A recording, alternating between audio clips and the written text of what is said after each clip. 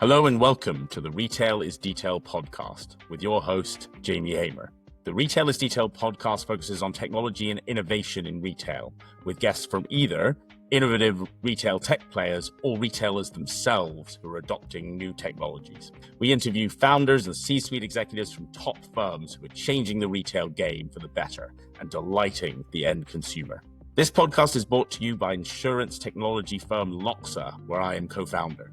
Loxa is on a mission to ensure the future of retail includes fair, transparent, seamless product protection for your most valuable possessions. We work with retailers to offer product protection at the point of sale or direct to customers, designing fair, transparent, easily claimable product protection with the end customer in mind, which is at the heart of everything we do. We've got another brilliant guest for you on the show today. Let's get started. Hello, listeners. I am here with Andy Waldron of DesignSnitch. Great to have you on the show. Thanks for inviting me on, Jamie. Looking forward to it. Thanks, Andy. So just jumping straight in, DesignSnitch, described as your passion project, marketplace of thoughtful design and craftsmanship come together. What was the moment that inspired you to create DesignSnitch? Wow. It was around about 6 years ago. This was going to be, DesignSnitch was going to be the first iteration of it was going to be an art-only platform. Back then, huge amount of research in Birmingham was from meeting various artists that I kind of wanted to do a bit of research with, understand their kind of pain points and all the rest of it. And it was quite unanimous where those pain points were quite quickly. And I dropped the idea and just let it kind of grow into something which now is DesignSnitch. I dropped it really. I think sometimes you can rush into things too much, despite the taps on the shoulder, which I did have at the time from artists to say, when are you going to build it? When are you going to do this? We want to be a part of this. Sometimes you just need to sit back and let an idea kind of maybe grow into something a little bit different. We're still on that same route, but now Snitch is mixing multiple specialisms really, not just art. And this is where I think the power of kind of marketplaces becomes quite important moving forward. DesignSnitch is essentially an application-only marketplace. So high-level kind of creators and makers, design studios will apply to be part of the platform. It's quite hard to get on, but there's a good reason for that. We want, I suppose, the platform to house the cream of the crop in design and craftsmanship, being able to tell their story, which is you're seeing a lot more of now, the storytelling element of products and services, which is really powerful, not just being a picture on a page. Essentially, there's more to it than that, certainly in this world, to get that trust and feel. You can't maybe replicate the touch and feel of a product in your hand, but we'll get close to it. It's really exciting. We've recently launched. We had around about 450 applications pre-launch, which was really, really great. That was off a couple of Instagram posts just to advertise the fact that we were kind of, our applications are now open. We had a great response. We've kept to that curated kind of focus, and then we've gone live with 30 of those brands. All of that, where DesignSnitch sits, is I suppose an extension to the brands that are on there, yes, but we sit in an exclusive element to what they're already selling. So we'll work with them to curate exclusive products, exclusive collections, limited edition drops, one-off products, things like this, but importantly across multiple specialisms. Awesome. Lots to unpack there. Would love to come back to the curation process. Would love to come back to the research around how you built that. But let's start with those Instagram posts. Like, what kind of Instagram posts were these? They got 450 applications to offer curated individual products for DesignSnitch. I mean, it was nothing kind of, I suppose, totally out of the ordinary. We were just kind of pitching the fact that this new marketplace is about to launch. It's highly curated. Applications always, people want to kind of be a part of that. And I think it clearly twigged the attention, which was a great initial confirmation from my side that we've got something here. Certainly within this space, that initial number of applications was quite surprising in a really great way. We had a lot of manual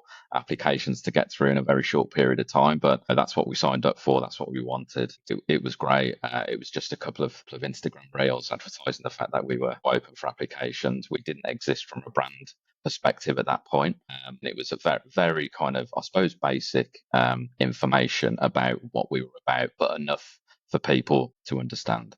Being able to get a 450 weight lift for businesses from day one speaks to the market demand that's out there for smaller brands, creative designers to get their work out there. One of the key things that I always advise entrepreneurs is, do your market research, really understand your market, do loads of user interviews.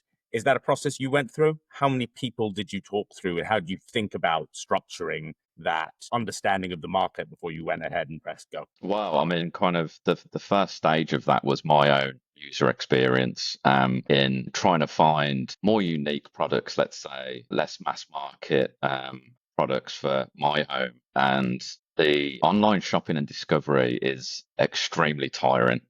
We're getting less patient as consumers, I think. I think that's an underestimated phrase out there, but I don't want to have 20 tabs open when I'm searching for products, trying to uncover brands and all the rest of it. That's just not how I'd like to spend my time as a consumer.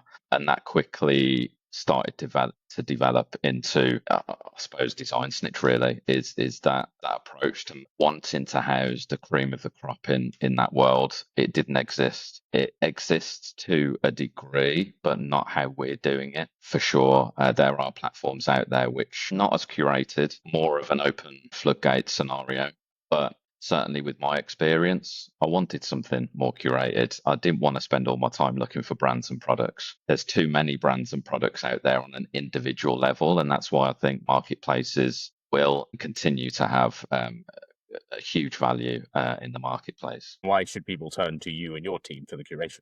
That's a really good question. I think this is a big issue in the market, is the curation aspect.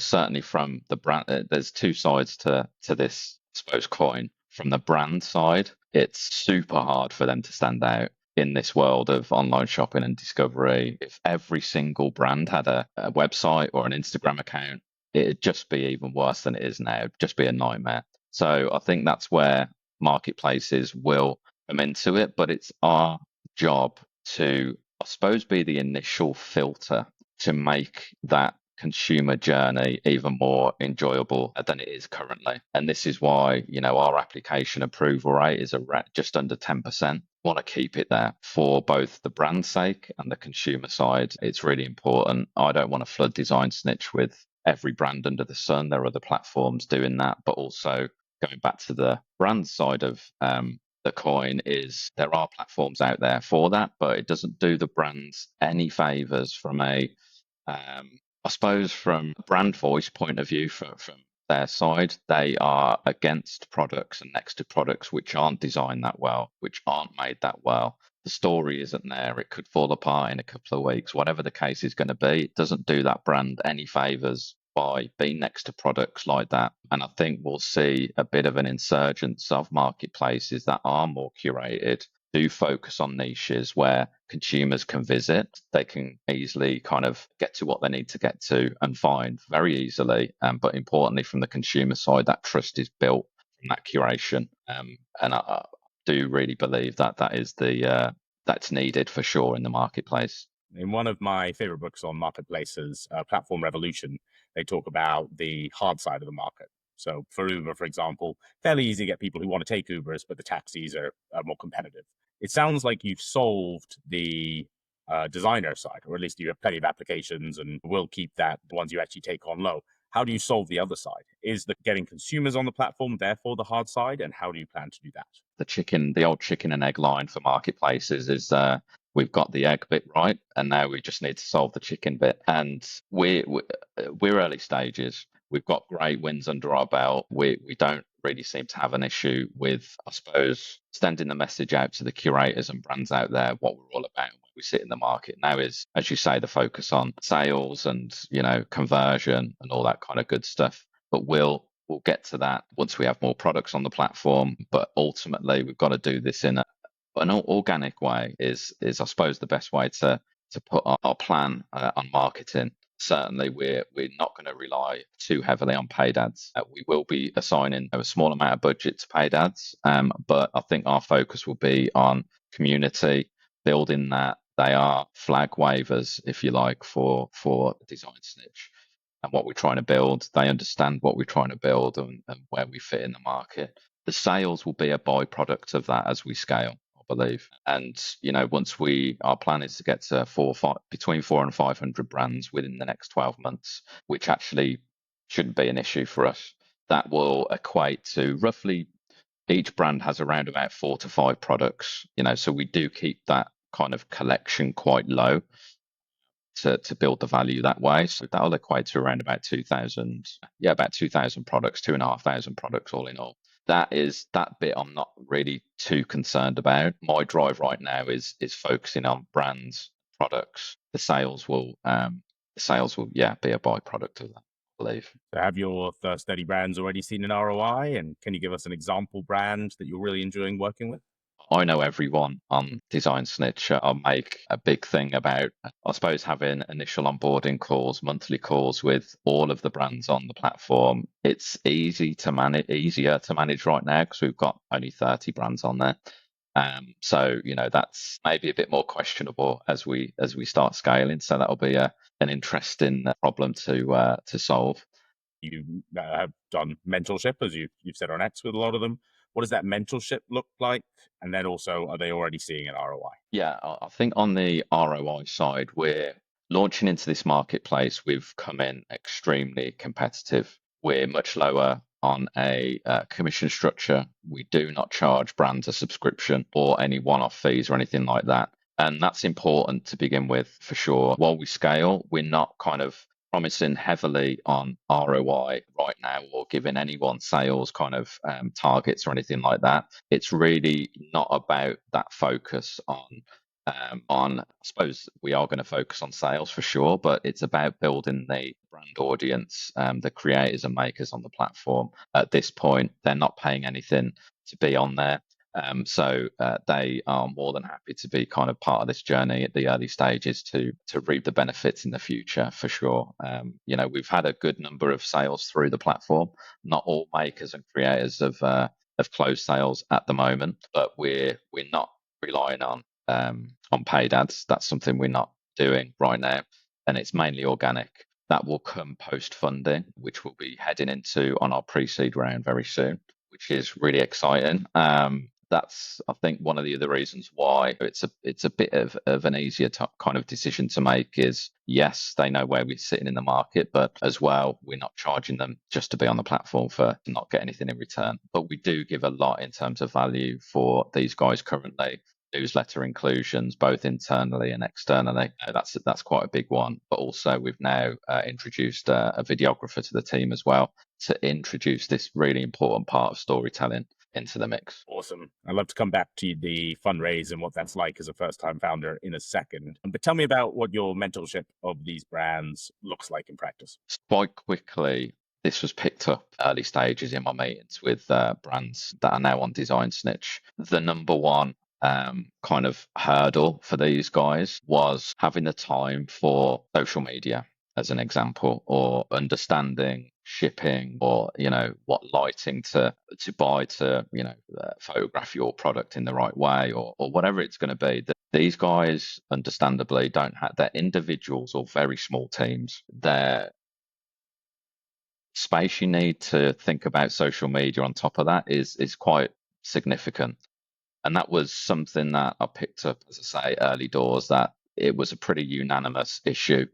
Part of, I suppose, the mentorship and workshop supportive element of DesignSnitch is, I don't want to give too much away about the future roadmap, but we'll be building in, I suppose, a workshop element to this whole ecosystem. So where we won't just be providing a platform to sell products on, in terms of curation, exclusivity, and all the rest of it, but we'll be supporting the brands on board with monthly Zoom calls with industry specialists, social media experts, this kind of supportive aspect, talking about delivering your product. So what kit to buy is, we want to help and support these guys as much as possible. There's the creative market on that side is just absolutely massive. And I think if we can build this into the ecosystem of designs, it really lends itself well to, I suppose, uncovering further brands from around the world, if not at this point, at some point in the future. So I think it's a really interesting part part I really want to get into with this. We're not quite there yet. Brand storytelling and its role in the differentiation in retail has been a constant theme through the episodes that we've recorded so far. Talk a little bit about why that's important and maybe talk about who you think is doing it well at the moment. Yeah, I think that brand storytelling is huge now, and I think it builds so that we've seen a lot more of it for a good reason. We resonate with it a hell of a lot more. It's that more human feel to the stories behind brands, but also it kind of builds so much trust, loyalty, communities. We're seeing a bit more of now as well. That whole kind of priceless model of scaling a brand is just amazing. You know, if you've got the opportunity to foster a community because of your storytelling and the fans you've got behind you, it's phenomenal. Yeah. Do you have any brands you admire in that space you think are telling a really good story? There's plenty. I mean, just to from the top of my head, early days of Monzo in the UK when they launched was I think a good example of getting the community behind being open, anti-banking, and all that kind of stuff. Anti-high street bank even. They were the app to go for, and they very quickly built a huge community. They raised through crowdfunding, and they absolutely nailed it. And that's obviously proven quite true further down the line. And you've got brands like Tesla. They had no marketing budget. They still don't put money into marketing. I used to work for Tesla for a few years, and those guys have really got on board with that. And their focus obviously hasn't been on marketing, more on referrals, more on mission, vision kind of thing. My opinion on that whole world has changed a little bit since maybe that's a different episode. A few other brands. I mean, there's a couple of clothing brands that I follow that I'm customers of, which have really I've ended up purchasing. One in particular that hit me pretty hard. A company called From Jackets. They're great. I think their slogan is "Tough, Beautiful," and they're all about the best quality material, the best quality zips. Their founder gets on upfront and personal, tells you the ups and downs of his journey building from the manufacturing processes, building that trust. And, that was certainly one that got me. It didn't get me because it wasn't like they were hoodwinking me or anything like that. But that storytelling element is so important. And I think for smaller brands coming up and launching, it's certainly won over the big boys, I believe. I think consumers are moving away from the larger corporates, mass market scenarios, are wanting to purchase more independent. And it's more difficult for them to go down the storytelling route, I think, in some scenarios. When you think about the different levers that brands have to pull in terms of the founder brand versus the product-led brand, which do you think is more powerful, and which are you coaching designers and makers on more at the moment? I think the founder-led brand is really more impactful from a consumer side. It builds so much trust. That's definitely the route that I am taking or would like to take. In terms of getting my face out there for DesignSnitch, I'm still yet to do that on socials, but that is something that we've got a bunch of content for. We're going to be getting that out there in the next kind of few months, but that's a big element of what I'm talking to. It's about what they're doing. We've got a bunch of brands on DesignSnitch which are already doing these things. Founder-led storytelling, from personal, building trust, showing processes. You can't be more open than that. And it's a bit of a win-win recipe, I believe. So we should expect to see a lot more of Andrew Waldron in the near future. Fortunately or unfortunately, yes. Yeah. What is the hardest thing about saying no to applicants? It's never easy saying no to applicants. We and I receive some great applications, some great designers and craftsmen and women are alone in their studio doing their thing, spending so much time and love making their products. It is really difficult picking, but we have to stay strong on that route. And it's not a no permanently. It's a no for now, and we've got to look at picture quality, how appealing the potential of the design is in certain products. We don't want to go too niche on products from a taste perspective. So it is really difficult, and I have deliberated on many applications whether or not to approve. them going forward. And it's never easy, but we've got to make tough decisions sometimes. And so, what advice would you have for founders applying to DesignSnitch? I think for founders and creators, because people, I mean, this is ultimately a platform for high level design and craftsmanship. We're looking right now for more established brands and creators in this space. There will be something within the ecosystem where we partner with universities, colleges in terms of design and craftsmanship and offer positions on the platform to those top level candidates. And I think that's something that's needed for sure in this space. There's just so much talent out there. In many occasions, it's very hard to find these guys and girls. We want to try and support them in that aspect. We can't just open the floodgates there, but still got to be selective. But ultimately, that doesn't exist at the moment. And you mentioned in a previous conversation that you were looking for SKUs effectively that are unique to DesignSnitch. How difficult is it to get makers, designers to create those SKUs for you? And how have those conversations gone when you've said, no, I'm not listing things that are listed anywhere else. I want something unique for us. I suppose the downside to that is time. That is, I suppose, the harder route to go down. It's not the easiest route to go down for us. We could have said, right, let's just copy and paste what you're already doing and making on your own branded website and continue that. But actually, I don't think that's the best route. In occasions, we will work with brands to put one or two of their existing range on the platform, but predominantly we will be focusing and leaning in to the exclusive side, one-off products, exclusive ranges, and that's really important. That's where ultimately this gap exists, but also it's much more of an advantage from the brand's point of view. There's two sides of this. Let's start with the brand side. If they're making exclusive products for the platform, it means we sit as a true extension to what they're already doing. There's a place for their existing fans and followers to already purchase their products on their own website. If they want to extend their brands, their reach, and they've got capacity to do so, then making exclusive products to sit alongside them and complement what they're already doing is the right move.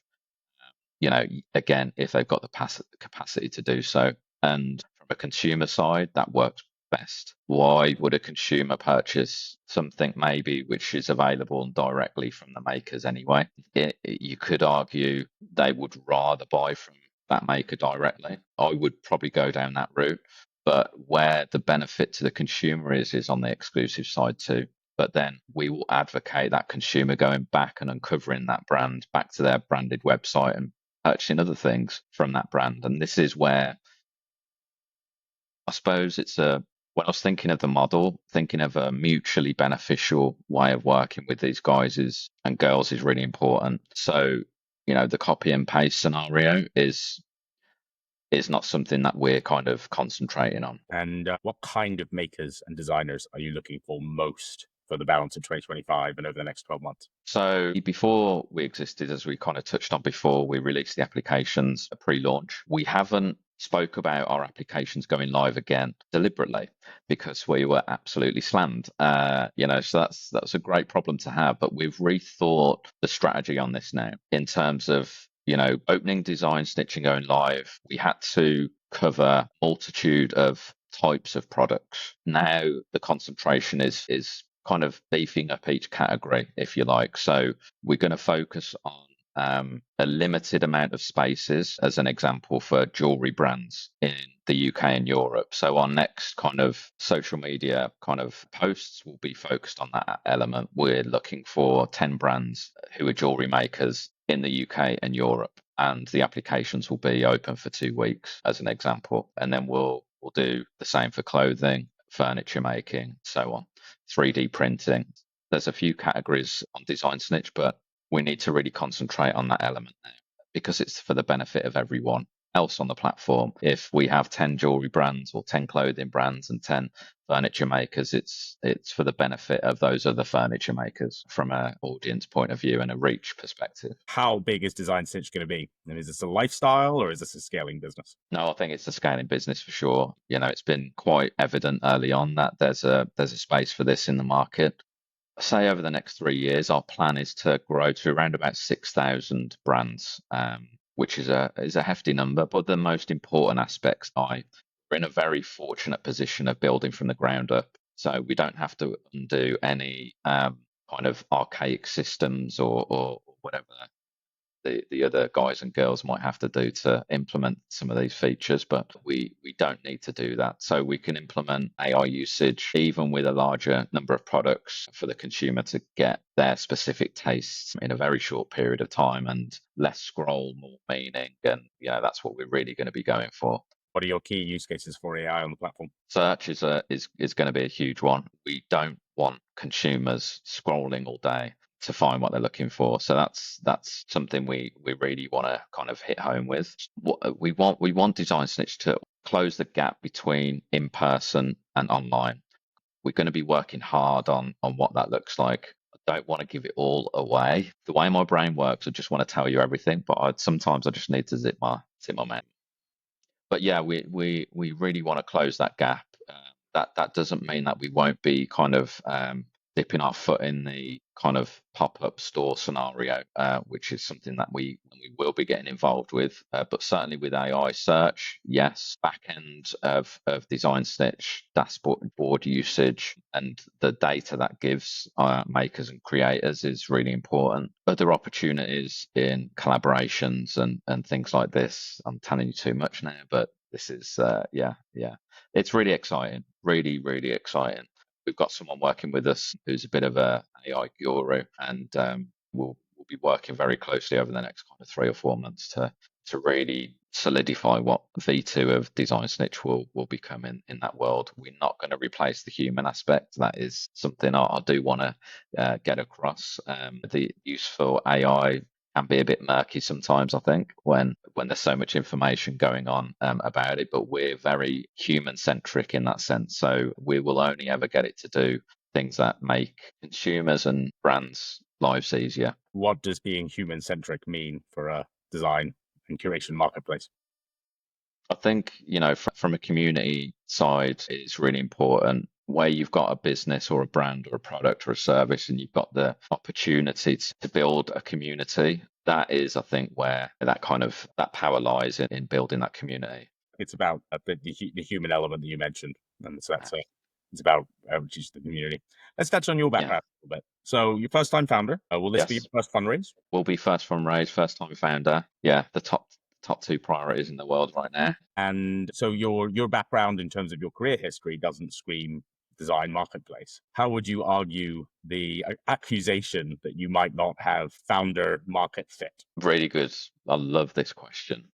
I actually had a number of brands ask me a very similar question on our first calls. What background, what credentials do you have? And I'll move on to what my answer was in a second, but my background is mainly sales. So big sales background from various startups. When they launched in the UK, that was crazy. But going back to the kind of credentials side of it, now, most of the brands probably asked me that question, but my answer was always I've always had a love for design and craftsmanship and always had that itch to want to do something that I have an affinity for, but also obviously that has, I suppose, a gap in the market for whatever that idea was going to be and become. Like, it needs to align on that front. But from a credentials point of view, I don't have credentials, but my answer to a bunch of the brands who asked me that was I watched a great interview with Rick Rubin years ago. The bearded wizard, I think his name was, or his kind of nickname. And the bearded wizard is one of the most, if not the most successful music producers out there. And the interviewer asked the bearded wizard, so what are your credentials in this world? And his answer was kind of like, but love what I do. People love what I create, and that's how I roll, basically. His kind of was such a great response to the credentials question. I don't necessarily think you need credentials to make something successful. There's many examples of people and businesses that don't have credentials in what they've scaled and built, but ultimately it's what they've enjoyed and been great at to come through with that execution at the end of it. That's I don't believe that's a mark of your going to get given kind of the buyout you were maybe looking for, or whatever the case was going to be. You just don't need it. As an insurtech founder without an insurance background, I can sympathize. Hey. How do you dive into a new industry where you haven't been working in that industry and now you need to really understand people, their desires, what people want on both sides of this marketplace? How have you immersed yourself to gather that information and expertise as quickly as possible? It's a really good question, but that won't stop. That learning, that understanding of this world will only, it literally won't stop. There's so much to it. There's so much to understand. There's so much to get your head into. Although I've got a great affinity for this world, I'm not an expert in it. Who is? I'm trying to really kind of go with a lot of help within the team and guidance there, but also as a founder, I think it's really important to stick to and understand what your kind of strengths are as a founder, whether it's in design or other types of big businesses, products and services. You really need to, I think, be quite clear and hold your hands up sometimes that you can't be good at everything, and you've got to get people in to help you with certain aspects of the business. There's no two ways about that. What founder has done everything themselves? No one. Or the learning in this world will never stop. But I think every founder would say exactly the same. So what skills and experience did you maybe lack personally that you've had to bring in? I mean, certainly on the branding side, I was heavily involved with the branding. Putting it together was not my doing. There's 4 or 5 people that are working part-time in DesignSnitch. Branding is one of those guys. A great company called 2C. There's a shout out to you. Connor and Matt have got a great branding agency in London. And I was highly recommended from another founder building a platform. Had a great chat with them. Portfolio was awesome. Branding is not my strong point, and nor is putting assets together for social media. So those guys help that as well. Help with that as well. Any branding assets are all covered by those guys, with always me involved, but they are heading that up. PR, I've got somebody in to assist with that side of things, PR and brand voice, and that's something again not great at. I was highly recommended. Emma, she's phenomenal. She's been working closely with all the brands to create bios, start this storytelling element off of what we're trying to kind of get out there and kind of solidify our brand voice in that sense. Then we've got James, videographer. I'm not the best photographer or videographer, so I certainly needed some help with that one, and that's pretty much it so far. Almost forgot one. Sophie, she'll kill me for that. Sophie helps us with newsletters.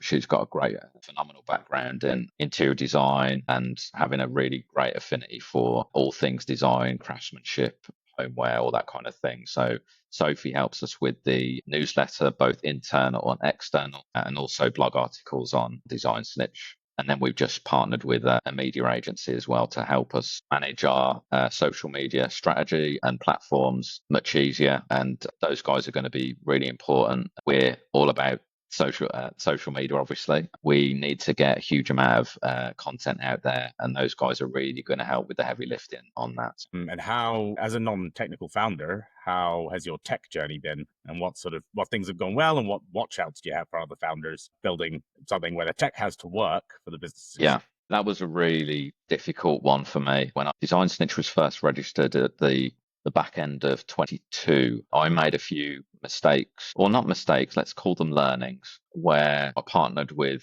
either the wrong software or wrong people. As time went by, my understanding and learnings, what I was trying to really kind of eke out from a feature and software point of view, became very apparent. And I had to make some pretty kind of quick decisions on ending certain partnerships and conversations, and really kind of digging deep on finding the right back end for DesignSnitch. Marketplaces are, on the face of it, they don't look very complex. You see a lovely little pretty website and it looks great, but actually they are hugely complex beasts behind the scenes. So it was really important to find the right software for that had future kind of proofing, scalability, wasn't off the shelf, could be reworked and improved as time went by, and that's what we kind of landed on, which was great. But that took some time to get to that point for sure.